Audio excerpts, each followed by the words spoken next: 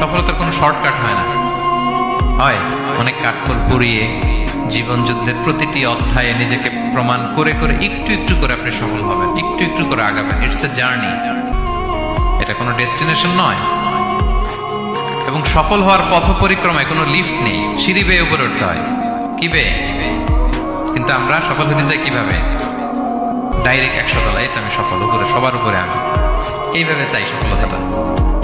সবার উপরে উঠে যাব, গোল্ড মেডেল গলায় পরাই দিবে, আমরা সাকসেসফুল না। সফলতার রাস্তায় কোনো লিফট থাকে না। কি দিয়ে উঠতে হয়? সিঁড়ি বেয়ে ঘাম জড়িয়ে উঠতে হয়। দেখেন, শুধু আলোর মুখ দেখার জন্য মায়ের পেটে আমাদের কত সময় লাগছে বলেন তো? জাস্ট একটু লাইট, হ্যাঁ, 9 মাস 10 মাস সময় লাগছে শুধু একটু আলো দেখবো আমরা। একটু আলোর মুখ দেখার জন্য আমার লাগছে 9 মাস। আর এখানে আমরা শর্টকাট খুঁজি, খালি কি খুঁজি? সফলতার কোনো শর্টকাট নেই। অল্প এফোর্টে যারা সফল হতে চায় এরা কোনোদিন সফল হয় না। ইউসুফ আলাইহিস সালামের জীবনীটা একটু খেয়াল করেন, একটু একটু করে তিনি সামনের দিকে গিয়েছেন এবং সবশেষে ইজিপ্টের ফিনান্স মিনিস্টার হয়েছেন।